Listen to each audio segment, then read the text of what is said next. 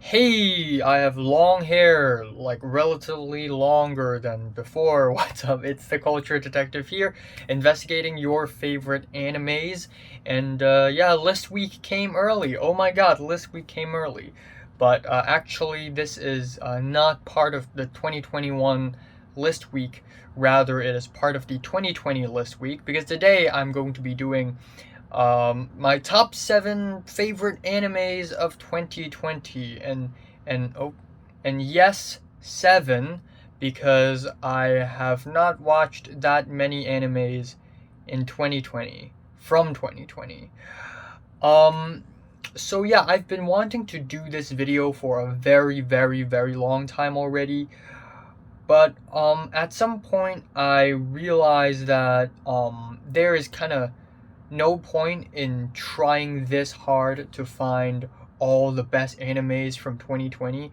So I'm just gonna settle down and tell you what are my top seven and basically conclude this as a part of the 2020 list week. And from here on out, every single year, I'm gonna be doing my favorite animes video by the end of every single year. So there is that. But anyways, I really did try my very best to find good animes from 2020, but some animes just disappoint me. So here are some mentions, not necessarily honorable mentions, but just mentions of animes from 2020 that I watched that I thought would be great, but just ended up disappointing me. The first one is Akdama Drive, and it is an original anime. It is a cyberpunk crime thriller type anime, and it is disappointing as hell, in my opinion.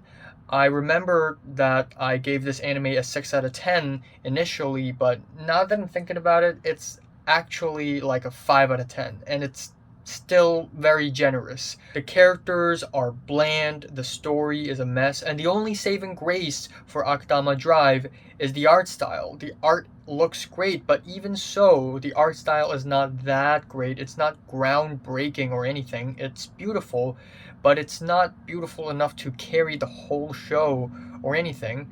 The ending is too rushed and it just makes no sense. A lot of the scenes in this anime takes itself too seriously. It thinks itself too cool, but actually it isn't. So yeah, Akadama Drive is a huge disappointment in my opinion. Another anime that actually kind of underwhelmed me is Tower of God, which is based off of the Korean manhwa of the same name.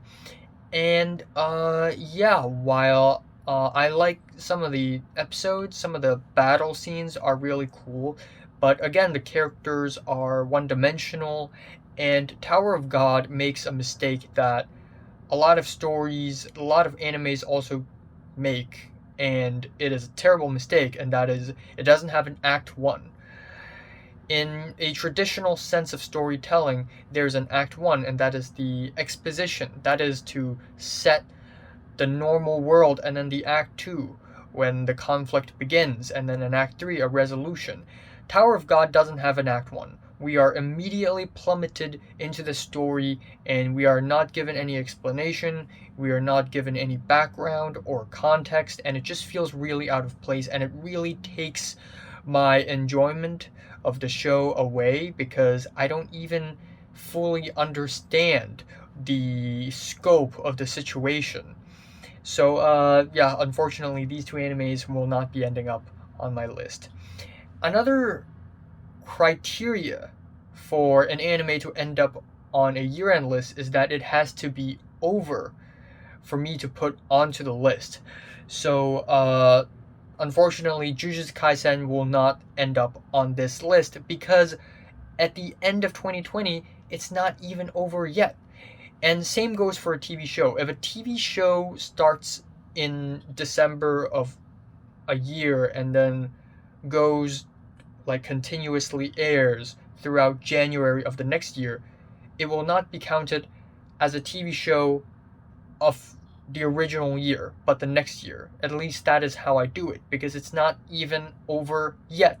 Even though there is a short break between episode, like, I think 13 and 14 in Jujutsu Kaisen, that short break doesn't mean that it is a split core. It is still one whole season. Thus, I will not be including Jujutsu Kaisen in this list, unfortunately.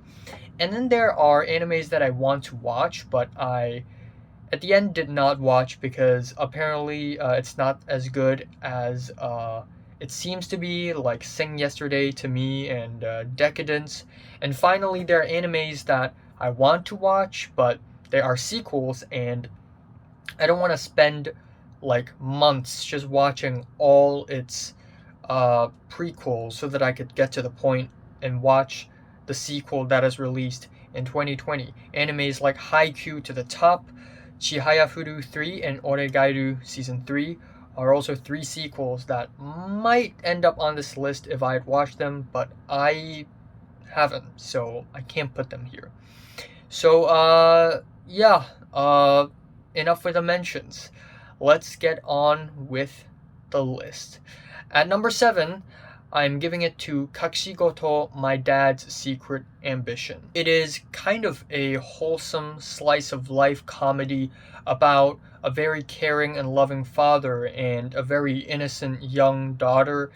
And first of all, this anime is far from perfect. It definitely has its slow-paced, boring episodes, and usually slice of life comedies are not my thing. But still, it is very wholesome. It is very heartwarming. We have Kamiya Hiroshi and Takahashi Rie as the two main characters of the anime, and both of them are amazing in this anime. Their voice acting is amazing. Also, we have Sakura Ayane as one of the side characters as well.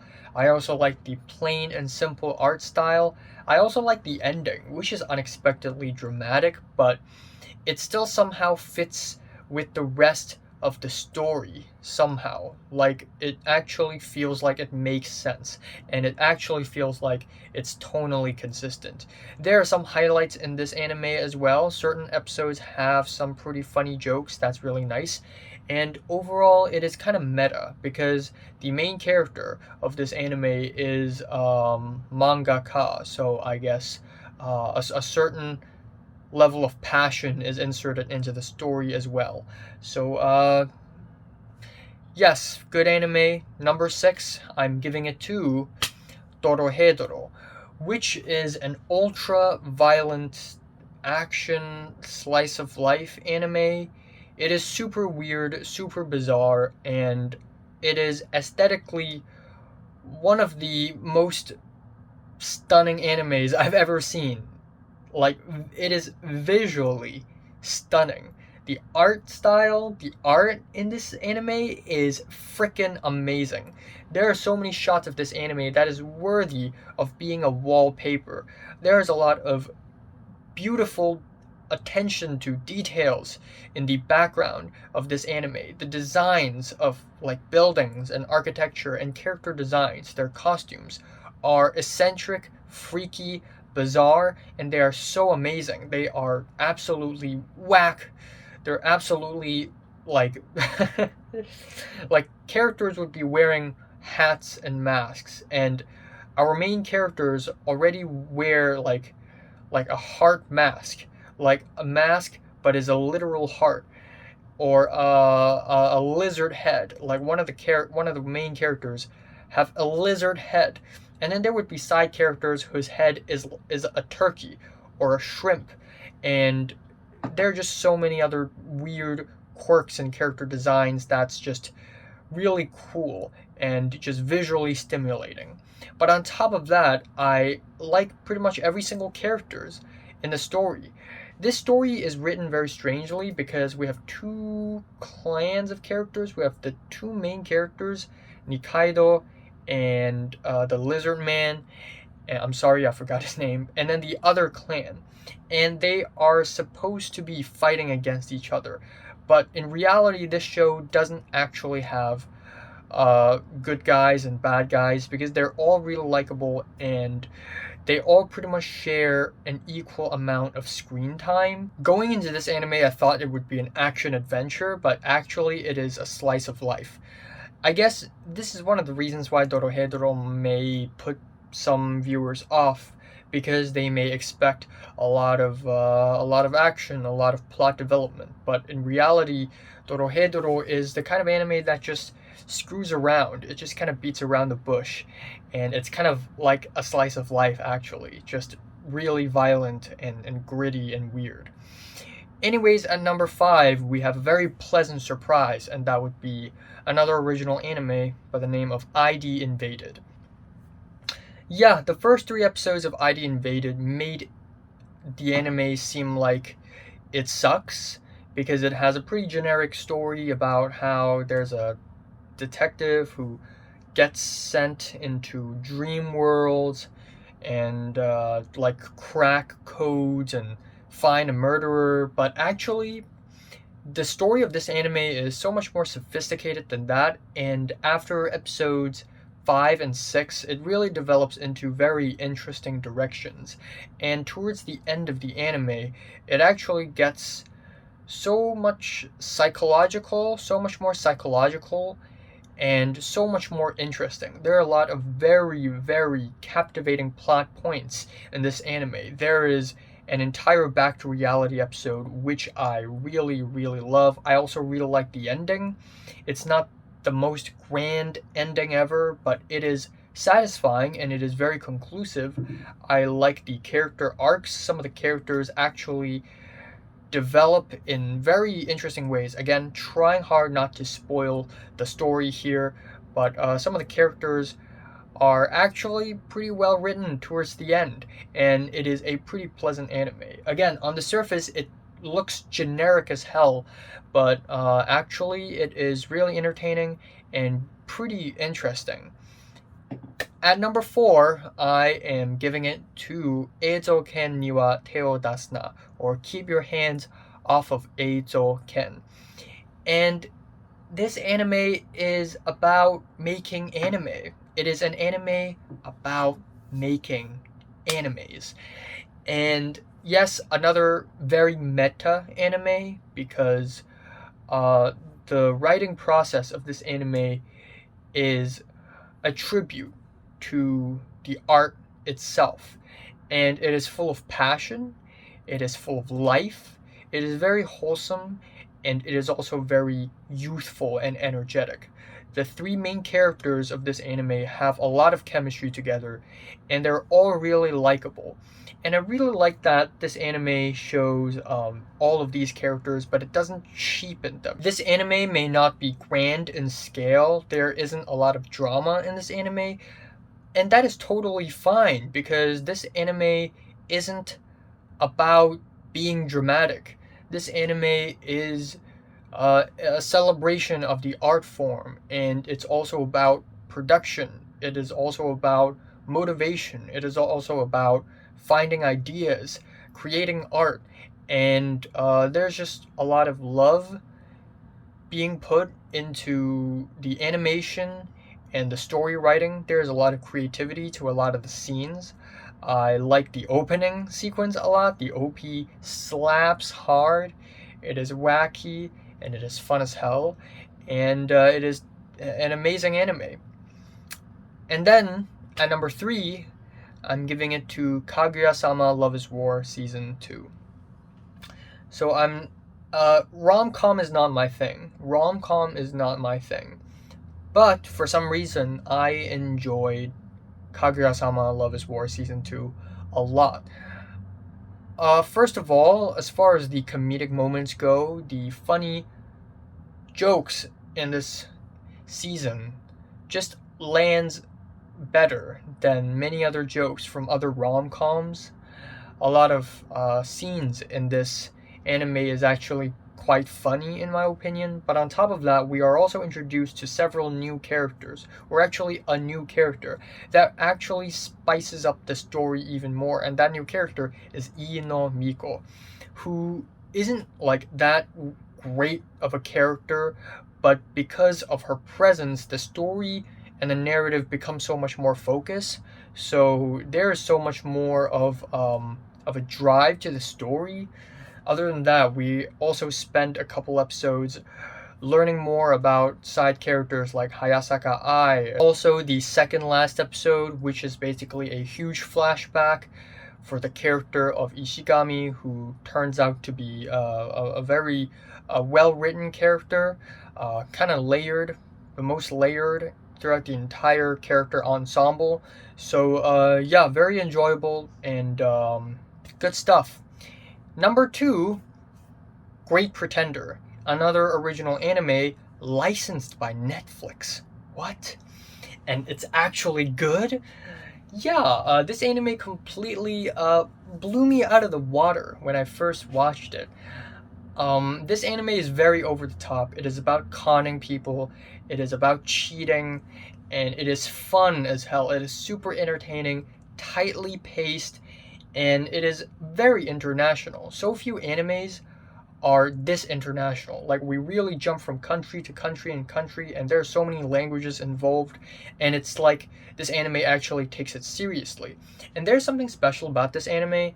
It's so over the top, but at the same time, it's so real and grounded. Like, it doesn't have any supernatural fairy or superpower bullshit.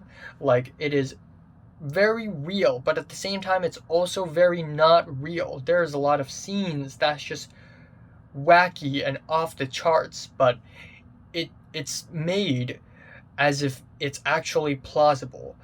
The characters are also really likable in this anime. I like the main character, I like the side characters, they're all charismatic. A lot of the storylines are also really cleverly written. It is not written with the faint of heart. There's a lot of thinking that goes into all of these twists and turns in Great Pretender.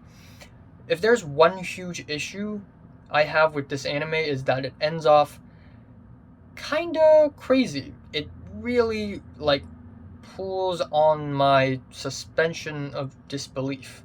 I don't know how to phrase it, but yeah, the ending is a little bit too over the top and unbelievable, which kind of ruins the immersion of the story, and it's basically the reason why it's not on my number one list. But otherwise, it is extremely enjoyable and one of the biggest surprises of anime from 2020, in my opinion.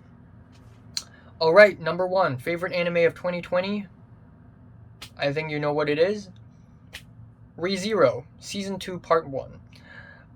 Yes, honestly, 2020 is not a great year for anime, or music, or movies. Like, 2020 just isn't a great year overall. So the best anime of 2020, in my opinion, is a strong 8 out of 10. It's not a 9 out of 10, it's not a 10 out of 10, it's only an 8. But that being said, though, I still really, really like it. ReZero is a one-of-a-kind anime, and also a one-of-a-kind fantasy story. Because I haven't seen a fantasy story. I guess, of course, there are a lot of other great works of fantasy. But when it comes to animes, ReZero is so much more ambitious than it lets on in the beginning of season 1. And the writer of this anime, of this manga, of this light novel, actually, it is a light novel, Nagatsuki Tapei, really shows his ambition in season 2 when he decides to spend so much time in one location, the same arc. And instead of dragging it out, he just adds layer upon layer upon layer upon layer to the story, to a point where it reaches a super complicated state. Again, it's just really ambitious. I don't see a lot of animes that put so much focus on one arc, on one location, on one concept, and just continuously expanding it again and again and again. This is an extremely difficult and complicated puzzle that is near impossible to solve. So essentially, Subaru, the main character, he dies and then he respawns, and he doesn't respawn from the very beginning. There are checkpoints, But the thing is, the checkpoint for this arc is like 4 days or maybe 3 days before the real problem actually begins. But what essentially has to happen is that Subaru has to solve this incredibly complicated web of interconnected problems in order to save everyone. And when I say complicated, I really mean it. There's a sanctuary, there's the snowing and the great rabbits, and then all at the same time there are assassinations going on in the original mansion from season 1, and then there are many other side problems that's just overcomplicates each other. And stories can get overly complicated. Sometimes writers can be overly ambitious, but Nagatsuki Taipei is ambitious, but in a way it doesn't overcomplicate everything. It really feels as though every complication, every twist and turn in the story is intentionally placed so for the sake of the overall theme and narrative, and for developing characters, and it is absolutely amazing. I also like the art style a lot. I obviously it isn't groundbreaking or anything. It is pretty generic, but for its genericness, I think the art style actually makes it even more of a fantastical experience actually. And on top of that, I like how the anime doesn't even play its opening sequences most of the time because it just puts so much time into the story. There's just so much story to unfold. This story also successfully defies a lot of expectations and breaks the mold of a lot of generic average anime story structures. It is actually unpredictable. And yeah, I'm just gonna leave it at that. ReZero Season 2 Part 1, it is really good. Obviously I prefer Part 2 over Part 1, but still, just the level of ambition and the level of detail, the level of thinking into the anime is just brilliant, and I love it. So yeah, what are your favorite animes from 2020? Comments below, let me know, and thanks for watching, and subscribe if you want more.